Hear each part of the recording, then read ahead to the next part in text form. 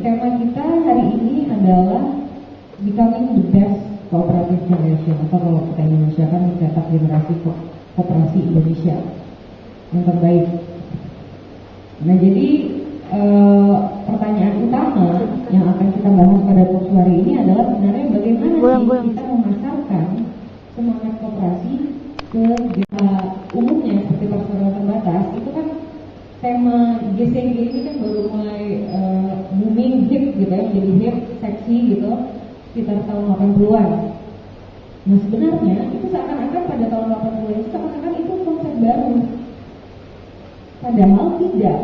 Ya, kalau misalnya harus menyerap aspirasi karyawan lah, proses pengambilan keputusan yang harus bagaimana, itu sebenarnya bukan konsep baru yang sebenarnya dari kalau di dalam koperasi sejak dia lahir, prinsip-prinsip GCG itu sudah menjadi bagian, jadi satu dari koperasi. Kalau Anda tidak begitu, tidak menjadi begitu, bukan koperasi, gitu.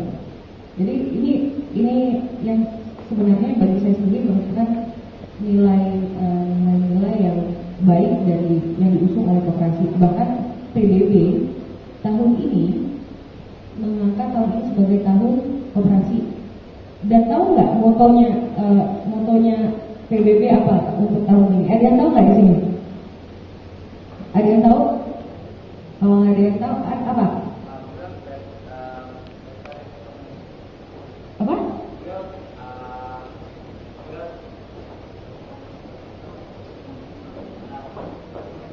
Oke.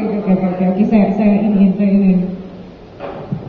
Jadi tahun ini PBB, bukan saya, bukan FPI, tapi PBB, Perserikatan Bangsa-Bangsa, mengangkat tahun ini sebagai tahun koperasi dengan mengusung moto kooperatif build a better world. Jadi koperasi membangun dunia yang lebih baik. Jadi ini nggak sembarangan ya, motonya nggak sembarangan.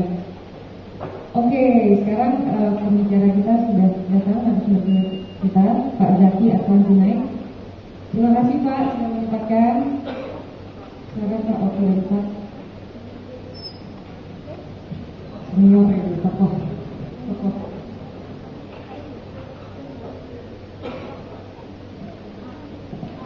Terima kasih Pak. Jadi tema kita hari ini mengenai koperasi, menyebarkan semangat koperasi untuk generasi muda Pak. Nah, kita langsung aja ke sesi talk show-nya. Seperti tadi kita udah chit-chat sedikit tentang koperasi, dan tahun ini merupakan tahun koperasi yang diangkat oleh PBB dengan mengusung moto kooperatif build a better world. Nah, kalau memang koperasi dipercaya oleh dunia, oleh PBB bisa menciptakan dunia yang lebih baik, berarti kan turunannya supaya hal itu bisa menjadi nyata, kita kan butuh mengajak lebih banyak orang untuk masuk ke situ, gitu kan ya. Dan itu yang menjadi tema kita hari ini. Saya mulai dari pertanyaan pertama nih. Langsung aja mungkin satu-satu narasumber bisa mengutarakan pendapatnya. Saya ingin memulai dari suatu pertanyaan normatif. Menurut bapak-bapak dan adik di sini, anak muda soalnya, seharusnya bagaimana sih peran anak muda dalam aktivitas perkoperasian di Indonesia? Sebaiknya tuh seperti apa gitu? Menurut pandangan bapak dan ibu, nggak ada ibu di sini, buat adik. Siapa yang mau duluan? Oh, masih ke sini. Oke. Yang muda duluan, silakan yang muda. Jawab. Menurut kamu gimana? Dari yang muda dulu deh, kita langsung mulai. Menurut kamu normatifnya anak muda itu perannya seperti apa dalam aktivitas perkoperasian ini? Terima kasih. Kalau menurut saya sendiri, sebagai anak muda ya, anak muda sendiri harus sadar dulu dalam berkoperasi. Jadi sebelum dia berperan, dia harus sadar kalau ada tuh punya kesadaran untuk ikut serta dalam koperasi. Dan sebelum dia sadar gimana, dia harus mengetahui dulu apa itu koperasi. Nah, sayangnya realita yang ada, anak muda sekarang tuh masih pengetahuan koperasinya itu masih belum sekali gitu. Lumayan singkat pada dan jelas. Lanjut Pak, dari kalau pemerintah, dari sisi pemerintah bagaimana?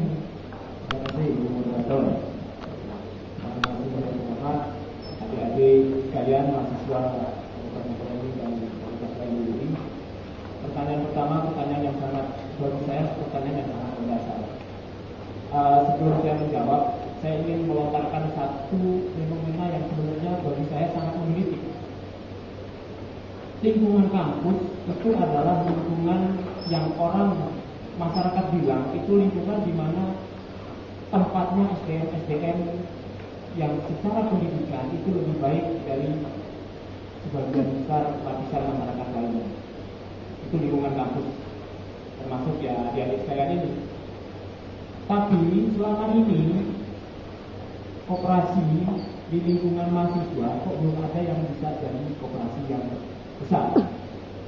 Padahal anggotanya terdiri dari SDM yang berkualitas, katakanlah seperti itu. Itu justru karena anggotanya berkualitas semua ini maka koperasinya jadi gak ada besar. Pertanyaannya. Jadi menjawab pertanyaan moderator, bagi saya anak muda ini kan katanya segmen umurnya dari 16 sampai 30. Ada yang bilang 35. Saya dapat protes, saya pun masih merasa muda. Gitu ya. Ya masih merasa muda. Ini adalah usia di mana kata orang idealismenya ini sedang tinggi-tingginya. Karena idealisme ini sedang tinggi-tingginya, kami dari pihak pemerintah tentunya sangat berkepentingan agar ideologi koperasi ini juga bisa merasuk ke idealisme anak-anak muda ini. Yang kita harapkan ketika kita bicara koperasi, kita tidak hanya bicara masalah badan usaha misalnya, tapi mari kita sudah mulai berbicara masalah sistem, karena itu yang ditawarkan koperasi. Itu sementara bagaimana tadi. Terima kasih.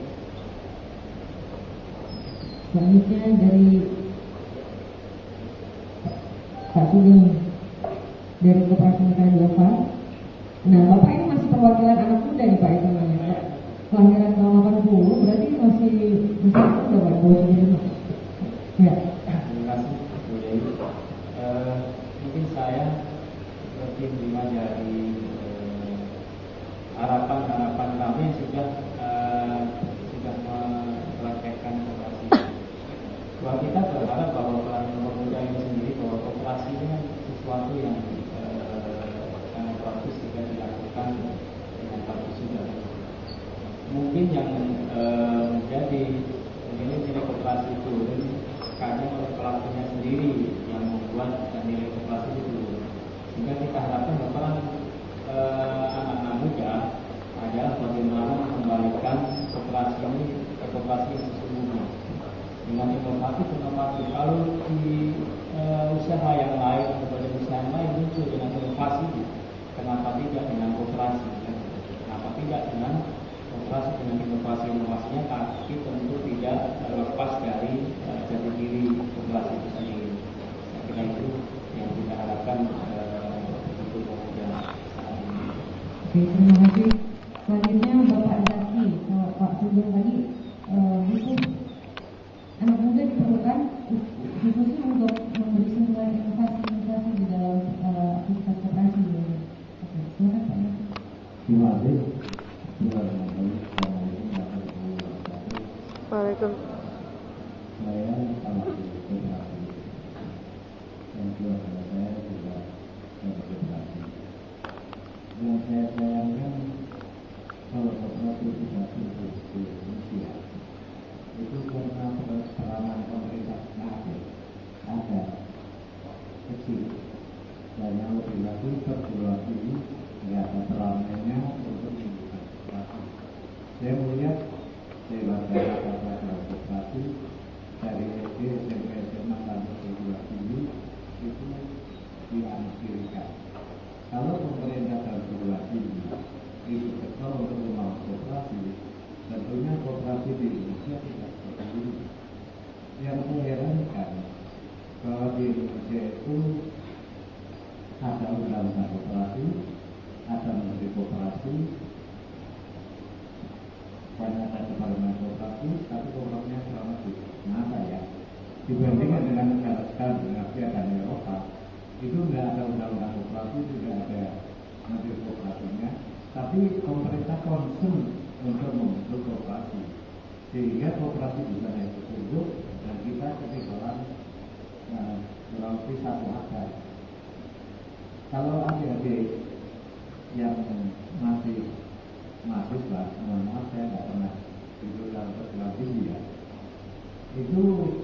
belajar Undang-Undang Dasar itu pasal 33 itu disebutkan bangun ekonomi Indonesia dilakukan oleh 3 pilar: koperasi, BUMN, swasta. Satu-satunya yang disebut dalam Undang-Undang Dasar 45 itu koperasi. Nggak ada BCA disebut, kereta api disebut, dan disebut dalam Undang-Undang Dasar. Tetapi adalah koperasi. Tetapi koperasi kenapa tidak berkembang di Indonesia? Karena menurut saya pemerintah, saya kemarin dari Pak Menteri, pemerintah dan perguruan tinggi peranannya itu sangat kecil. Jadi kalau kita mau menunjukkan koperasi bersama-sama, tentunya seluruh masyarakat untuk bergerak untuk menghidupkan koperasi. Karena koperasi itu adalah satu keadilan yang merata dibandingkan dengan swasta dan BUMN. Terima kasih Pak. Wah, saya mewakili universitas jadi kena juga nih Pak. Kalau di FUI sendiri itu ada mata kuliah koperasi. Sekarang merupakan mata kuliah wajib fakultas, tapi cuma dapat slot 2 SKS Pak. Biasanya normalnya satu mata kuliah itu 3 SKS, di sini cuma dapat 2 SKS, tapi alhamdulillah masih ada. Iya, mudah-mudahan. Oke, saya harus setuju dengan pendapat Pak Zaki tadi soal amanah konstitusi yang kita tuh sekarang sepertinya sudah ngarut benar, udah larut sekali sampai kita lupa pada sifat kita yang sebenarnya gimana. Jadi itu akan menjadi catatan khusus untuk kita hari ini. Nah selanjutnya yang ingin kita elaborasi lagi sebelum kita buka sesi jawab sama keluar adalah kita tahu sekarang koperasi adalah badan usaha yang menawarkan pemerataan kesejahteraan. Jadi kalau misalnya di perusahaan biasa mungkin gaji CEO-nya bisa 100 juta lebih, gaji staf clerk paling bawah bisa cuma 1 juta, jadi 100 kali lipat, belum bonus-bonusnya yang bisa miliaran gitu ya. Jadi tidak ada pemerataan di situ. Sementara karena di koperasi ada one man lampu, hal seperti itu pasti tidak akan pernah terjadi karena tersaring pada saat proses rapat sama anggota itu tadi gitu kan ya. Nah jadi ini sebenarnya adalah badan usaha yang sangat mulia, sangat luhur untuk kita berluaskan gitu. Tapi kenyataannya nih Pak, tadi kan kita bicara normatif, sekarang kita bicara positifnya, kenyataannya di lapangan. Saya sendiri memandang itu masih dari pengawasan kita nggak punya data berapa banyak anak muda yang berkecimpung di koperasi gitu ya. Tapi dari yang saya pandang dari gerakan koperasi mahasiswa misalnya atau dari pelaku-pelaku koperasi pada umumnya itu sepertinya sulit sekali untuk mengajak anak muda berpotensi untuk berkoperasi gitu. Nah ini benar nggak sih pandangan saya atau ini cuma perasaan saya aja atau mungkin Bapak Ibu sekalian di sini mungkin bisa nggak ya berbagi cerita gitu positifnya di lapangan itu seperti apa yang benar sulit mengajak anak muda untuk terjun dalam aktivitas korporasi. Mungkin kita mulai dari sana, sekarang kita mulai dari Mas Sugeng. Silakan Mas. Mas Sugeng kan soalnya termasuk anak muda yang mengurus koperasi ya sekarang, bukan sekedar menjadi anggota ya, mengurus koperasi. Silakan Mas. Tadi dari perilaku koperasi dengan karyawan koperasi itu dua hal yang berbeda ya. Jika pemuda berkoperasi itu mudah ya. Maksudnya mengurus bukan sekedar berkoperasi kan? Iya. Pada kenyataannya ya, pengalaman kami memang sangat tidak mudah mengajak atau mendapatkan teman-teman dari pemuda, artinya bahwa mungkin SMA apalagi sarjana untuk kita ajak bersama-sama mengurusi koperasi atau jadi koperasi dan mengurusi di koperasi. Karena memang tidak bisa dipungkiri bahwa kerja di koperasi itu masih menjadi kelas sekian ya. Kalau mau kerja di mana itu mau jadi koperasi itu muter dulu ya. Apakah memang ini sebetulnya gitu. Karena memang masih belum percaya diri atau memang di masyarakat sendiri secara umum itu masih populer atau impian dari setiap orang di koperasi. Sehingga itu kenyataannya. Sehingga koperasi kami atau kita apa, salah satu kesulitan atau satu kendala kami adalah bagaimana mendapatkan SDM. Ya. Kita sering datang ke beberapa perguruan tinggi, tapi juga hasilnya belum dibilang nihil. Ya. Kita sering mendapatkannya adalah di perguruan tinggi yang di pinggiran, ya. Atau mungkin SMA, SMU yang di pinggiran. Nah itu menjadi, saya kira menjadi fenomena sedikit. Kenapa? Ya? Karena yang di kota atau yang favorit tidak ada yang berminat dengan kami, ya. Itu tanda saya kira pertanyaan besar untuk kita semua. Apa yang kita lakukan? Sehingga itu saya kira pengalaman kami menunjukkan bahwa koperasi masih belum menjadi favorit untuk kalangan muda saat ini. Boleh cerita sedikit nggak Mas? Mas kan kalangan muda, kenapa mau masukin koperasi? Saya jadi penasaran dulu. Iya, nah, Pak saya mau jawab dulu. Biasanya Pak. Terima kasih. Koperasi itu salah satu kelemahannya adalah kaderisasi. Di mana memang betul bahwa orang-orang muda, apalagi lulusan perguruan yang pertama, itu untuk kerja di koperasi. Tetapi pengalaman kami di persenjata, pada waktu saya masuk persenjata, S1-nya itu baru 25 orang. Ini berapa Pak? Dari 250. Itu persen Pak ya? Sekarang S2-nya 50%. Dari yang 1000 sekarang 500 itu dari satu. Dan pernah kami mengadakan satu iklan untuk mencari karyawan. Itu 5 orang yang datang dari 2 di Jogja. Jadi minat daripada orang-orang perguruan tinggi, maaf ya, khususnya untuk situasikan itu sangat tinggi. S2 juga ada di tempat kami. Dan yang saya bawa sekarang ini adalah pengurus-pengurus yang relatif masih di bawah 40 tahun. 40% dari pengurus sekarang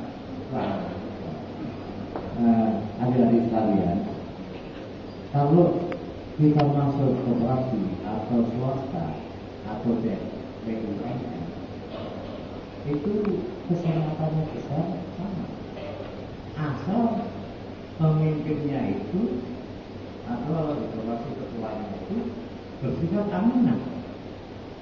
Kalau bersikap amanah, siapapun yang bekerja di perusahaan manapun, koperasi itu akan berkembang. Kami melakukan satu sistem adalah amanah. Tidak boleh pengurus, pengelola dan anggota itu tidak berlaku amanah. Siapapun yang tidak berlaku di amanah di perusahaan dasar akan kami tindak. Dan akibatnya dari permodalan bersenjata yang awal mula 4 juta sekarang menjadi 2,5 dari 4 juta tanpa bantuan dari perbankan dan dari pemerintah. Kami usaha sendiri, masyarakat percaya untuk menyimpan uangnya di tempat kami. Asal kami ini orang-orang mengenal kami aman, itu orang-orang kami ajak semua untuk menunjukkan bahwa bersenjata ini satu koperasi yang bisa menjadi satu jembatan untuk mensejahterakan rakyat. Kami mengeluarkan satu maklumat di bersenjata. Kantor kami sekarang sekitar 94 kantor. Di dalam batas 40 rumah dari tiap-tiap kantor tidak boleh ada kelaparan, tidak boleh orang yang tidak makan. Itu kami terapkan di seluruh kantor di seluruh Indonesia. Jadi 40 rumah dari kantor kami tidak boleh ada orang yang kurang makan. Ini akhirnya bahwa orang-orang masyarakat di tempat kami berada itu mempercayai bahwa bersenjata ini betul-betul satu koperasi yang untuk kemaslahatan bersama. Jadi dari 4 juta sekarang menjadi 2,5 triliun tanpa bantuan dari perbankan dan dari pemerintah. Asep atau omset Pak? Asep? Kalau dananya kira-kira 2,3 triliun.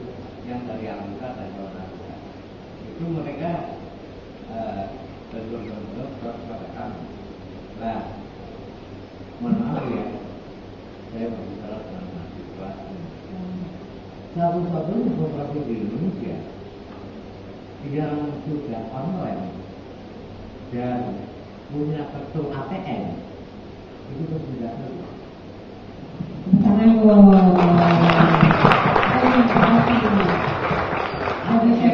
ATM ini bisa digunakan di Singapura, di Mekah, dan di Kanada sudah kami cek. Karena kami gunakan berdasarkan uang. Jadi itu satu-satunya koperasi. Jadi kalau koperasi tidak tumbuh di Indonesia, itu hanya terkawal. Kalau ada koperasi yang beramanah dan bisa menyaingi perbankan seperti ini, tentunya masyarakat dan masyarakat itu akan berbondong-bondong membantu koperasi. Nah ini alhamdulillah KPI bisa bicara di UI. Kemarin saya sudah bicara di kamar. Kemarin saya sudah bicara di Manado dan di tempat lain. Ini adalah rangka kami memperkenalkan satu koperasi yang pusatnya di Pekalongan, tetapi bisa menjadi terbesar di Indonesia. Itu bukan modalnya yang kita tahu besar, 4 juta dari 4 juta sekarang 2,5 triliun tanpa bantuan dari perbankan. Kita mencapai di perbankan tidak ada. Kita dibantu dari perbankan tidak ada. Kenapa tidak ada? Waktu 4 juta itu berapa Pak anggotanya? Terus sekarang udah 2,5 triliun berapa anggotanya? 80 orang Pak. 80 orang dulu. Sekarang berapa? Sekarang kalau yang kita layani lebih dari 100 ribu. Lebih dari 100 ribu. Kalau anggota dan anggota kira-kira berapa ribu Pak Tolong ya? Berapa? 8 ribu. Yang kita layani itu ada 8 ribu. Oke. Dan dari 80 jadi 100 informasi ribu ya? saya bicara katanya ya. Memang saya ongkosnya kemarin besar ya. Saya Pekalongan. Jadi kalau saya nggak bisa tanya itu nanti Malaysia itu. Dan produk kami ada yang namanya tabungan sakari.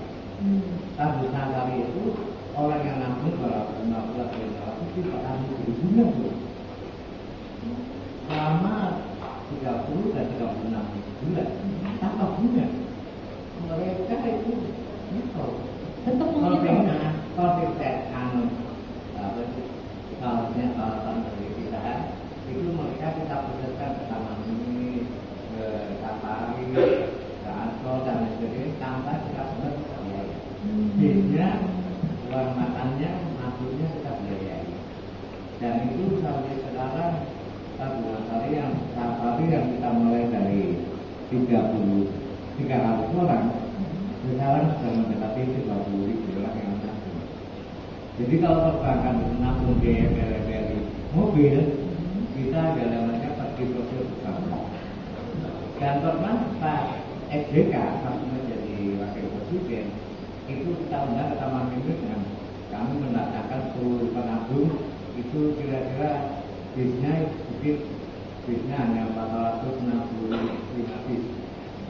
sedikit Pak ya, 465 bis ya. Oke, sedikit. Itu saya serahkan OC nggak ada yang sanggup kita tangani. Itu kira-kira jadi koperasi untuk masa yang akan datang UI harus menjadi pelopor bergerak. Terima kasih. Oke, terima kasih Pak. Kami terima juga challenge-nya, kami terima juga. Nah, sekarang masih ada 2 pendapat nih yang kami ingin dengar dari Bapak dulu dan dari pemerintah soal anak muda dan koperasi ini tadi, kenyataannya kayak gimana? Ya, tadi Mas sudah sampaikan, Pak Jati juga sudah menyampaikan pengalaman. Jadi memang kalau dari sisi pemerintah ya, tentunya kita mengharapkan pemuda tidak hanya berpikiran untuk jadi karyawan koperasi saja, tapi mari kita membentuk koperasi. Tetapi memang tadi perwakilan dari koperasi mahasiswa sudah menyatakan memang diakui bahwa pemahaman generasi muda terhadap perkoperasian itu memang masih sangat minim. Bukan hanya generasi muda yang belum berkoperasi, bahkan saya sering bertemu dengan rekan-rekan yang sudah berkoperasi pun ternyata banyak di antara mereka juga yang belum paham mengenai apa itu koperasi. Nah, karena ketidakpahaman ini, jadi antara masalah yang dihadapi koperasi dengan kebutuhan anak-anak muda ini seperti bertanya duluan mana kalau bahaya. Kalau ditanya salah satu masalah koperasi nggak berkembang apa sih? SDM-nya katanya kualitasnya relatif masih rendah. Tapi bagaimana SDM koperasi mau bagus kalau anda sekalian misalnya yang berkualitas ini nggak mau bergabung dengan koperasi. Jadi ini pertanyaannya jadi berbalik-balik, duluan mana nih? Kalau kita ingin koperasi maju katanya SDM-nya harus berkualitas. SDM-nya bisa berkualitas, kalau yang berkualitas itu nggak mau gabung dengan koperasi. Jadi memang ini masalah pemahaman ini menjadi titik penting bagi kami agar teman-teman ini menyadari bahwa, mohon maaf kalau saya salah, pemahaman saya selama ini badan usaha yang berbadan hukum itu di Indonesia sepengetahuan saya itu cuma 2. Kalau tidak PT ya koperasi. Badan usaha yang berbadan hukum. Jadi saya yakin selama ini mungkin di mata teman-teman sekalian menganggap kalau ditanya koperasi itu apa sih? Mesti dibayangkannya cuma cemeng ya, ece-ece. Padahal dari sisi kekuatan hukum itu equal sama dengan PT. Ketika kita mendirikan koperasi, artinya kita ingin mendirikan badan usaha. Ketika kita menjadi anggota koperasi, artinya kita pemilik badan usaha. Sama seperti pemilik PT. Ketika kita bicara kegiatan usaha koperasi, sama fleksibelnya dengan PT. Bicara sektorial, sama fleksibelnya dengan PT. Pengembangan permodalan bisa sama fleksibelnya dengan PT. Tadi Pak Jaki sudah ngasih contoh, ini baru 1, baru Pak Jaki. Costing jasa sudah sedemikian luar biasa kalau kita lihat dari perkembangan usaha. Ini yang kami harapkan itu bisa memacu semangat dari teman-teman semua. Paling tidak pertama kali untuk mencari tahu koperasi itu sebenarnya makhluk apa sih, itu dulu deh. Anda akan tahu bahwa koperasi adalah badan usaha yang memiliki kelebihan dibanding PT.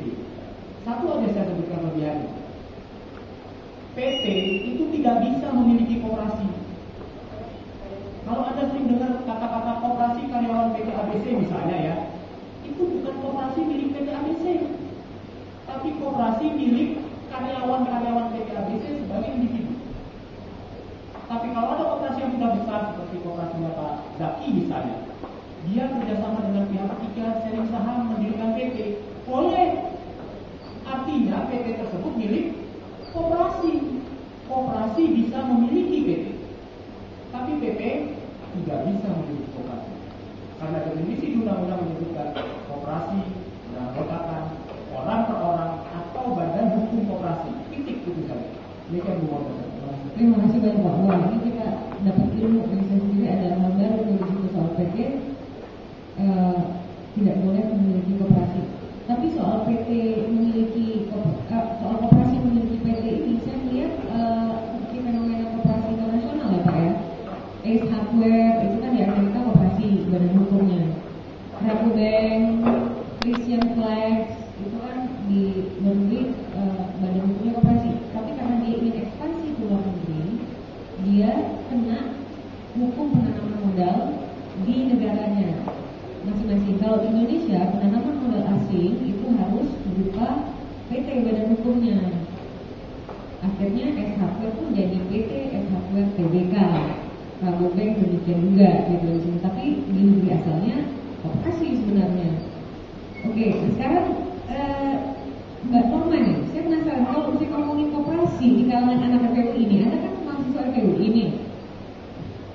Selintingan-selintingannya kok lagi nongkrong di kantin, lagi ngapain gitu, kayak gimana sih anak muda ini mandangnya di dalam FPU ini gitu.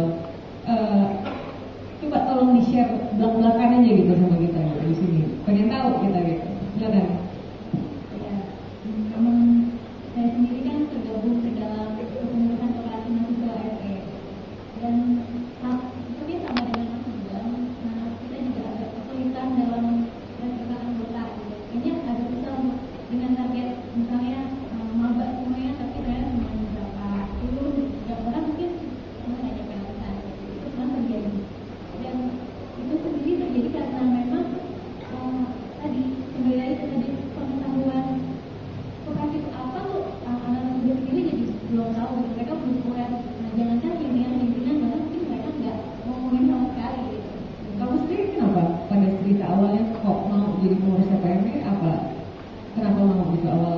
bagi saya sendiri nggak itu dong sebenarnya. Oh, bukan itu dong. Tidak itu dong ya.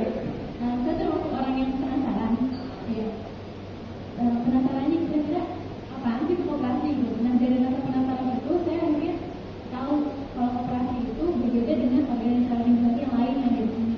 Sehingga saya tergabung ke dalam KPME. Dan memang benar sekali ketika saya sudah di sana, kalau koperasi itu benar-benar terasa gitu. Seperti kerjasama, keluargaan itu benar-benar terasa gitu. Jadi saya sekarang bisa bilang kalau koperasi itu apa itu nggak cuma sekedar koperasi itu organisasi, tapi koperasi itu adalah keluarga saya.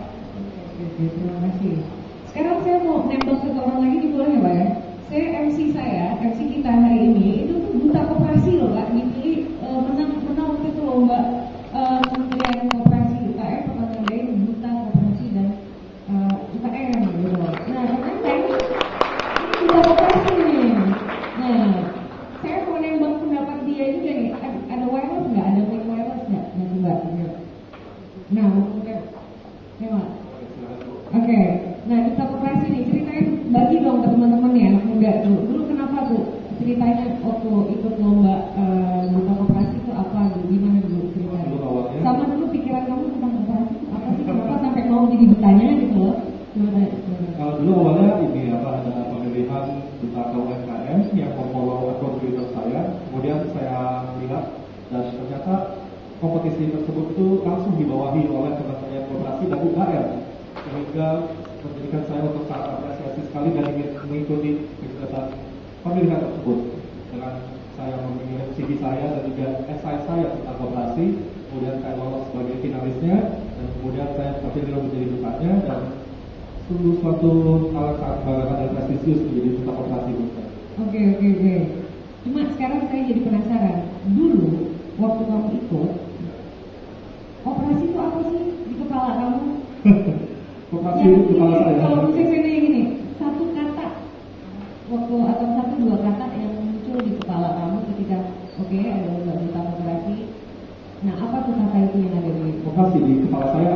Waktu itu waktu sebelum dapat pelatihan ya, sebelum kan selama ikut lomba kan dilatih kan ya di Zoom gitu ya. Sebelum itu kamu dapat apa di otak kamu?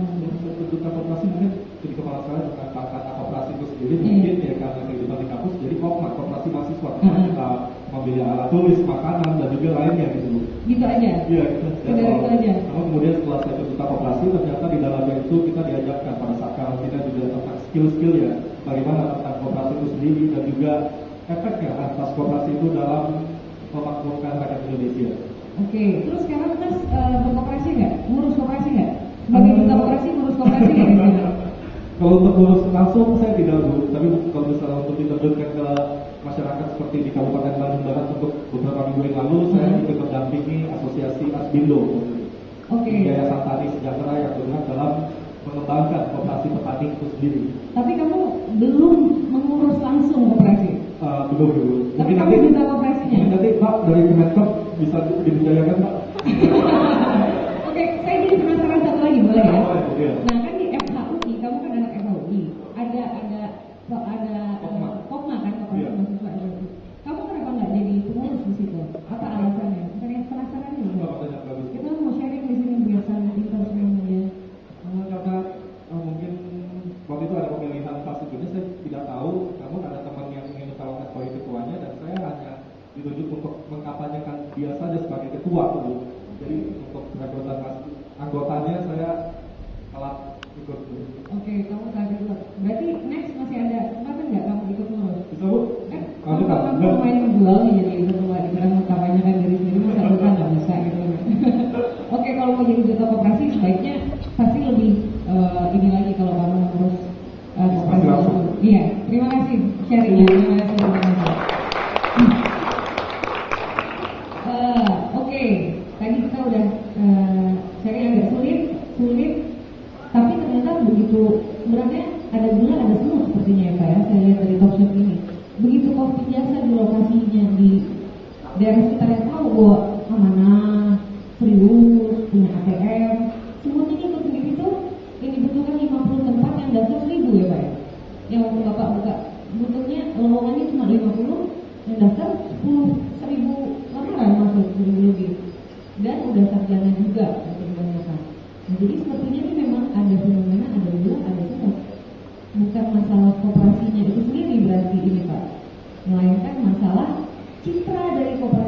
sendiri yang selama ini ada terjadi di Indonesia. Saya sendiri kalau boleh sharing di sini, karena koperasi ini jarang, saya sendiri kenapa sampai ingin ikut mengajar koperasi di fakultas ini, fakultas ini, karena pengalaman saya waktu sekolah di Skandinavia, di Norwegia. Di sana saya melihat koperasi itu begitu profesionalnya. Terus perbankan itu ada dua, ada yang PT, ada yang kooperatif bank.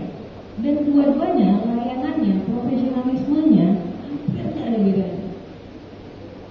Jadi koperasi dan badan hukum PT di sana itu bukan badan hukum kelas 2, tapi murni badan hukum yang berbeda dengan perseroan terbatas. Ini lain loh, berbeda sama kelas 2 kan berbeda dengan challenge-nya di Indonesia yang saya rasa harus mengubah citra kelas 2 ini menjadi seperti yang di sana itu sepertinya ya gitu. Nah sekarang kita masuk saja ke selanjutnya, gimana nih, apa-apa saja nih yang bisa kita lakukan untuk memperbaiki citra tersebut gitu, menurut pandangan Bapak Ibu adik-adik di sini, apa-apa aja nih yang bisa kita lakukan bareng-bareng? Universitas misalnya perlu ngapain, pemerintah misalnya perlu ngapain, praktisi misalnya perlu ngapain, anak muda sendiri bisa ngapain untuk promote itu. Silakan pandangannya. Pak Zaki dulu, silakan Pak.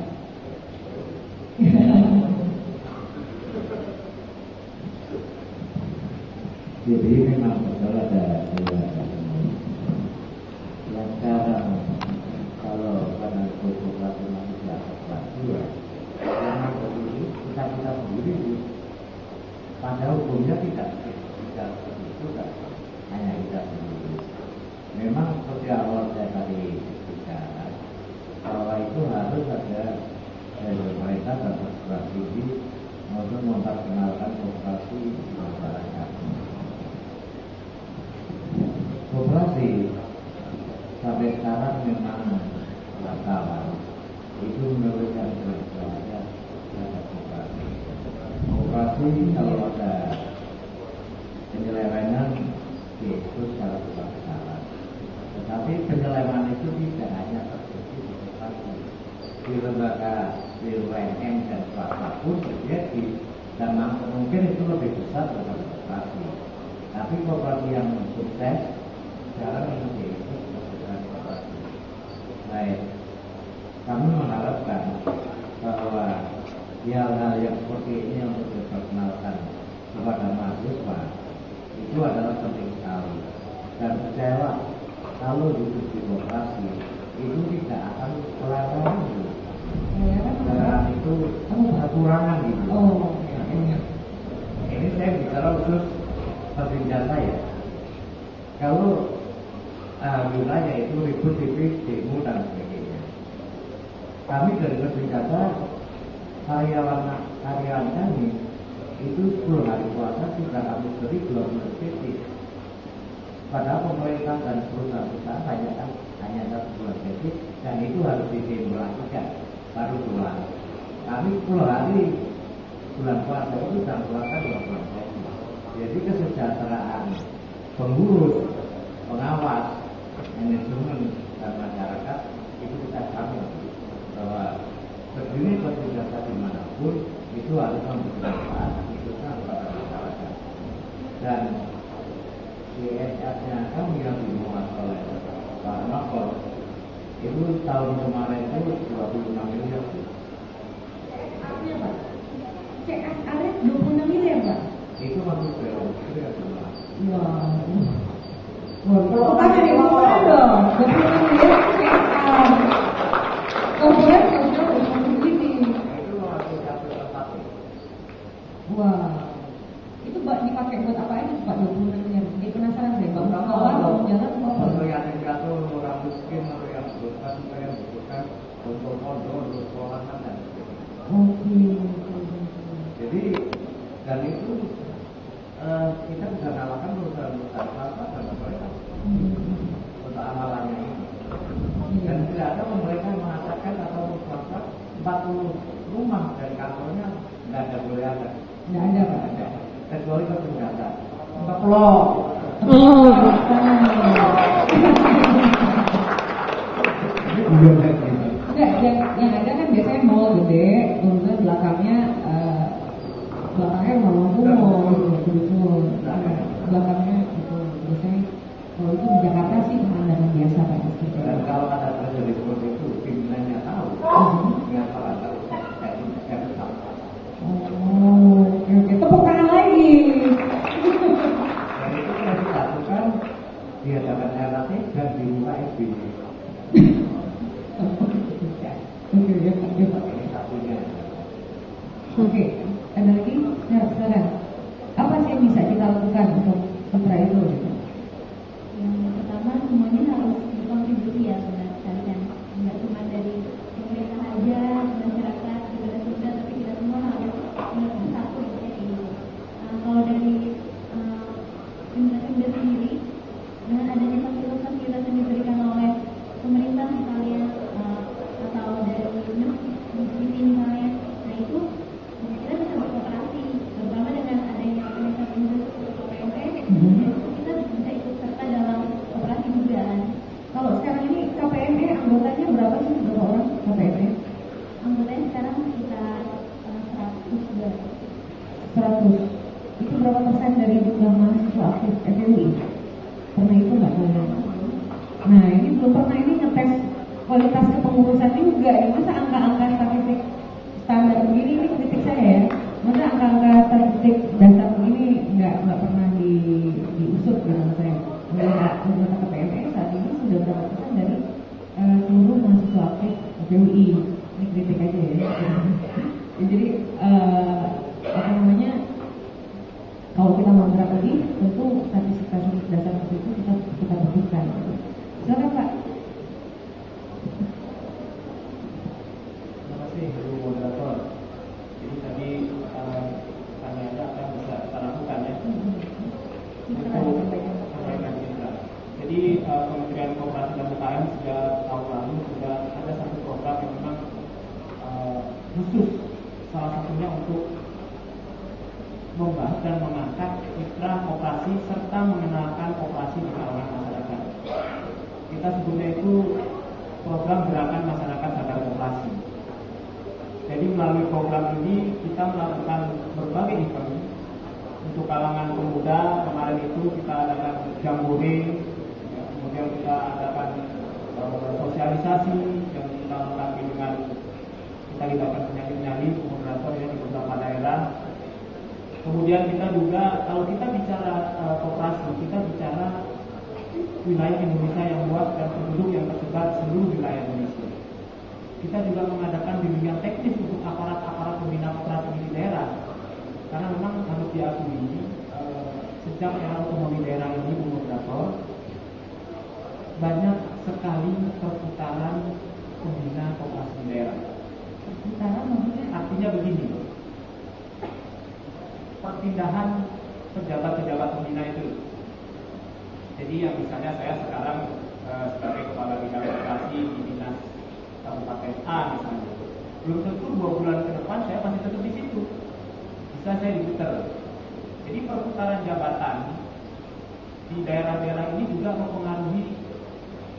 Kamu jawabnya. Enggak, saya mau nanya aja. Kebetulan saya bergabung di koperasi mahasiswa itu sejak 19. Sekarang saya sudah melakukan terakhir. Memang kami sudah melakukan rebranding gitu. Tadi Bapak bilang kalau misalnya coba nama koma jadi jangan koma biar nggak disangka cuma belajar doang gitu. Karena itu sudah kami lakukan seperti yang bersama kita di sana itu sudah kami sudah menjadi partner. Oh iya benar. Dan kami juga berusaha mencari kampanye-kampanye, namun memang agak sedikit kita mengalami kesulitan gitu. Saya sendiri juga bingung gitu, sebenarnya. Bingungnya kenapa? Coba ini diceritakan. Rebranding sudah, entah itu dari konsep, package, dan lain-lain. Tapi kenapa dalam mencari partner tidak sedikit aja gitu. Jangan hanya sekedar kegiatan. Padahal di sini tawaran yang kami berikan kan cukup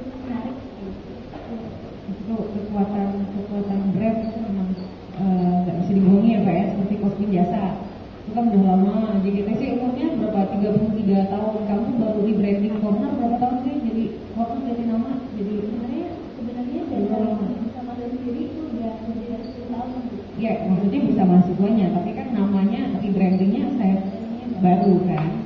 Kalau Just Lucu Campus tahun ini yang keberapa ya? 34 ya? Posting Jasa berapa lama Pak? Udah berapa tahun Pak? 7 tahun dibandingkan Komida yang 7 tahun. Saya belum lagi iya 7 tahun, kayak saya berapa ini juga 7 tahun Pak umurnya. Jadi kita seumuran. Kita belajar bareng loh. Oke.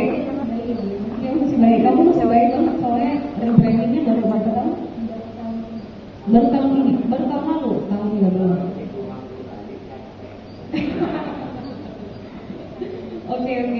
Oke, sebelum saya lempar ke floor, saya sendiri ada pertanyaan terakhir dari saya selaku mewakili moderator sekaligus mewakili trendsetter dan kalangan akademisi. Nah, kami sendiri sebenarnya pernah, kalau dari obrolan santai kami gitu, pernah kepikiran untuk mengubah citra koperasi itu. Salah satu caranya adalah harus ada koperasi di Indonesia yang masuk pasar modal. Masuk pasar modal, Pak. Nah, tapi bukan go public IPO, bukan jual saham, karena kalau jual saham udah menyalahi prinsip koperasi kan. Gitu. Jadi kepemilikan koperasi kan orang per orang, bukan sekedar modalnya saja yang dipedulikan. Kalau di PT kan namanya nggak peduli, yang penting uang lu masuk ke perusahaan gitu kan. Makanya saham bisa diperjualbelikan, hari ini beli, besok jual, no problem gitu. Tapi yang kami perhatikan itu obligasi Pak, masuk pasar modal dalam rangka menjual obligasi, menjual surat utang. Nah, kami tuh pikir ya kalau sampai ada koperasi yang menjual obligasi dan itu berhasil masuk pasar modal, pasti orang manapun akan liput tuh, nggak mungkin ada yang, wah ini sesuatu banget nih kalau kata Syahrini gitu ya. Nama koperasi pun citranya pasti akan membaik karena dibalik proses menjual bisa masuk ke pasar modal itu kan terdapat latar belakang persiapan yang harus profesional sekali ya untuk disiapkan di situ. Nah, sebagai koperasi terbesar nih Pak di Indonesia, ini khususnya buat Bapak sini, kira-kira terlalu muluk-muluk nggak Pak cita-cita ini Pak? Ada satu koperasi di Indonesia yang mau ekspansi, dan ekspansinya itu dibiayai oleh obligasi masuk pasar modal. Kira-kira ini terlalu muluk Bapak? Ini saya ya, ini mumpung ada koperasi terbesar di Indonesia di sini. Satu pengertian aja dulu. Iya. Dari Bapak bahwa saya itu sebetulnya koperasi sudah melakukan sesuatu koperasi. Simpan koperasi mana Pak? Itu saya. Iya. Kalau saham itu lagi dijual ke bursa, itu nanti biayanya double. Itu dasarnya sulit saya karena itu. Sedangkan kalau obligasi kan naik Pak, obligasi. Ya, obligasi itu kan terlalu tanggung. Jasa lalu mengambil satu bulan membentuk anak perusahaan yang begitu tahun ini dan yang memberi keterangan pakai silakan. Perkenalkan dulu Pak ya, namanya Pak. Terima kasih Bu, saya namanya Ari dari Koperasi Jasa dan dewan mahasiswa sekalian. Mungkin atas pertanyaan dari Ibu itu bagi Koperasi Jasa bukan satu hal yang tidak mungkin pada rasanya. Di kemudian hari itu saya yakin itu bisa. Walaupun tanpa niatan untuk menyalahi segala aturan yang ada, itu yang pasti kan. Kami saat ini juga merasakan hal yang sama ketika misalkan kami kebutuhan untuk likuiditas.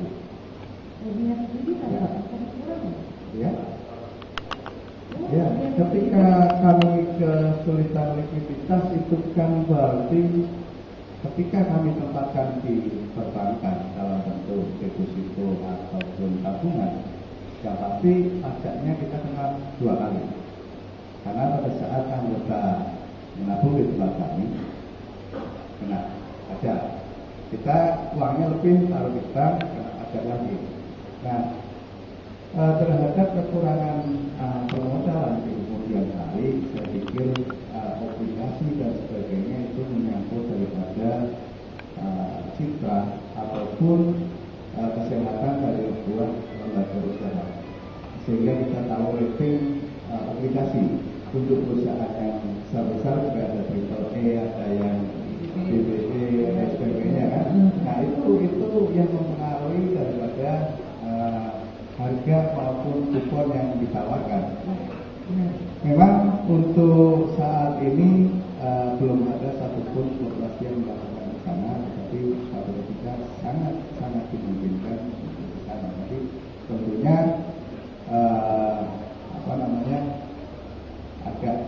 walaupun agak berat, tapi lebih dasar sekarang seperti Bapak sampaikan bahwa kita boleh punya PT dan sebagainya, termasuk kita salah satu yang sekuritas. Oh, sekarang. Tapi Jadi PT sekuritas itu ya, kan? walaupun itu katakanlah itu bukan mayoritas, tapi suatu ketika itu bisa menjadi kendala jasa untuk mengatasi persoalan-persoalan yang sudah disampaikan. Saya kira itu, dan mungkin sedikit menambahi apa yang disampaikan Bapak-Bapak, bahwa kenapa sih koperasi itu tidak menarik untuk anak-anak muda, untuk adik-adik mahasiswa dan sebagainya. Karena memang pada umumnya mereka akan melihat bahwa seolah-olah kalau di koperasi itu kan tidak sejahtera, kan itu, sehingga itu tidak menarik. Rata-rata memang yang mereka cari adalah saya ingin kerja di perusahaan AC, ya, organisasi dan sebagainya. Kalau kita menjadi seorang profesional di koperasi, saya rasa tidak kalah kesejahteraannya dengan yang lain juga, Bu. Tapi kan harus profesional. Saya pikir mungkin itu yang ada saya. Terima kasih. Assalamualaikum warahmatullahi wabarakatuh. Terima kasih banyak Pak Adi. Berarti ini bukan hal yang tidak mungkin ya Pak ya. Mungkin bersama pemerintah dan Posting Jasa nih Pak, nanti kita bikin forum ABG, Academics Business dan Government gitu ya, untuk mendiskusikan hal ini supaya siapa tahu bisa jadi kenyataan. Kita urus bareng-bareng. Oke, sekarang kesempatan untuk floor. Kita buka untuk 3 penanya dulu. Ada yang ingin bertanya? Oh, udah ada 1, ada lagi 2, 3. Oke, silakan mikrofonnya. Tadi wirelessnya kemana? Itu yang pertama yang paling atas itu.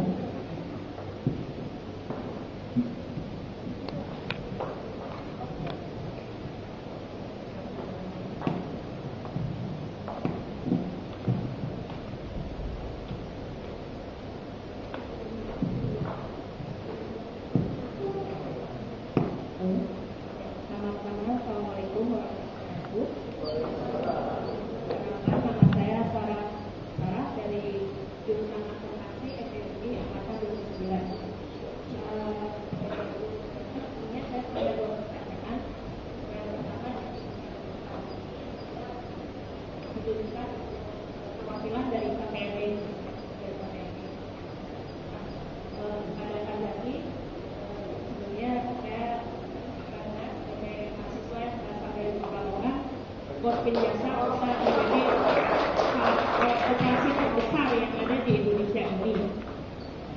Saya juga menyampaikan terima kasih karena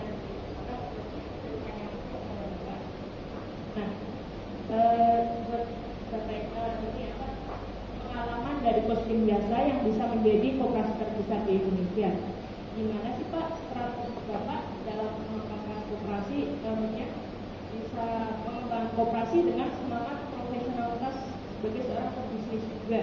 Nah, tapi selain bisnis yang bisnis di korporasi itu, tapi mengembangkan bisnis dalam bentuk koperasi ini Pak gitu. Dan juga gimana sih Pak pengalaman Bapak sebagai profesional dalam koperasi ini, mengembangkan koperasi Posting Jasa sebagai koperasi terbesar di Indonesia ini. Nah, pertanyaan kedua saya bukan untuk perwakilan dari KPME ini. Saya sendiri sebagai anggota dari KPME, walaupun bukan pengurus, sangat mengapresiasi atas rebranding dari KPME ini. Nah, tadi kan menyikapi tentang kurangnya minat para mahasiswa di FM menjadi anggota KPME. Nah, saya sendiri sebagai anggota juga kadang-kadang merasa gimana sih, maksudnya apa sih manfaat saya ikut sebagai anggota KPME yang notabene kan koperasi. Berdasarkan pengalaman saya yang mengikuti kelas koperasi sebagai lalu masyarakat percaya kalau menitipkan uang di Perbin Jasa itu akan aman, dan selama ini itu amanah itu tetap kami pegang. Inilah mungkin salah satu daripada kelebihan Perbin Jasa, karena kalau tidak amanah kita tidak keluar.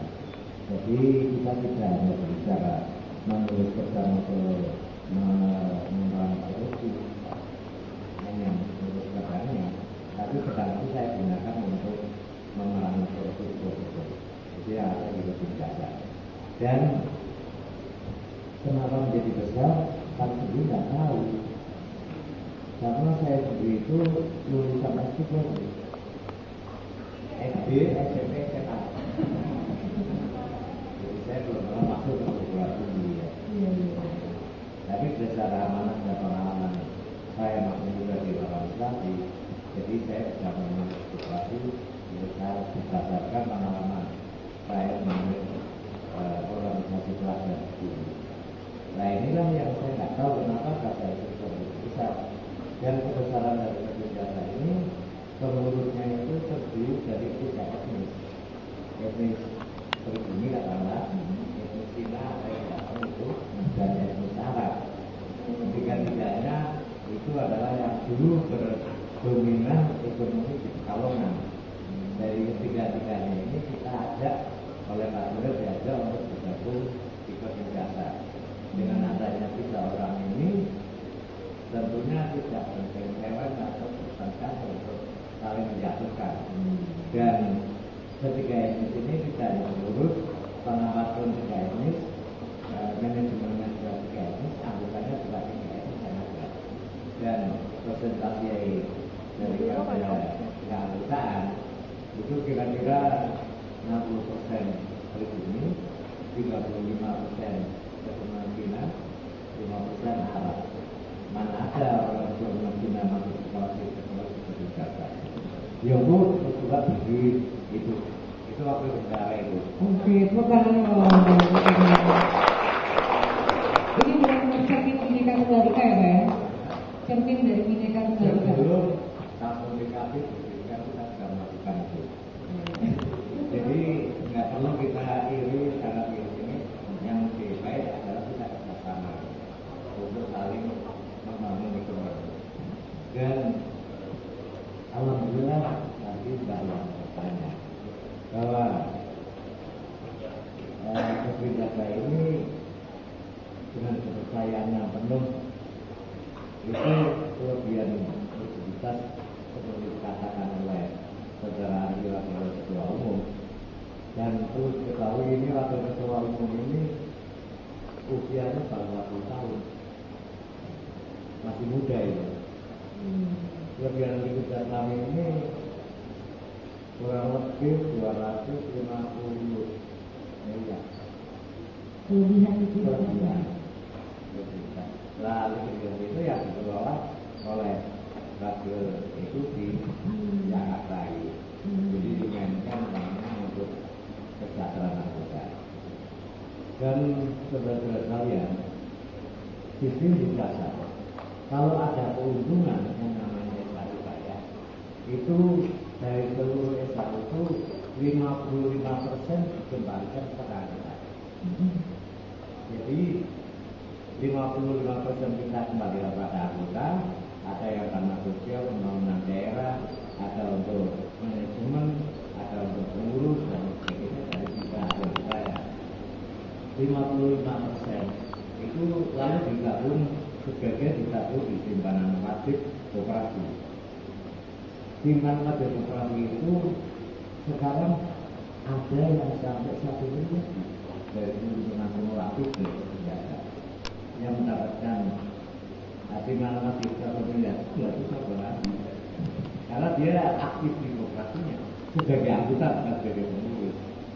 Oke, jadi di Kopi Jasa ini kalau pengurus kan memang harus dari anggota ya Pak ya? Ya. Tapi kalau karyawannya sendiri di Kopi Jasa Tidak harus. Tapi ada yang anggota Kopi Jasa juga karyawan? Kalau masih aktif di karyawan, tidak itu.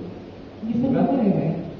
Kopi Jasa ini di dalam anggaran dasar ya, dikatakan keanggotanya itu adalah pejabat atau pengusaha. Jadi kalau bupati itu mau masuk jadi anggota, kita tolak. Dia mau masuk anggota kita tolak karena bukan pengusaha dan pedagang. Kamu ditolak, kecuali kamu pensiun. Pensiun tidak terima.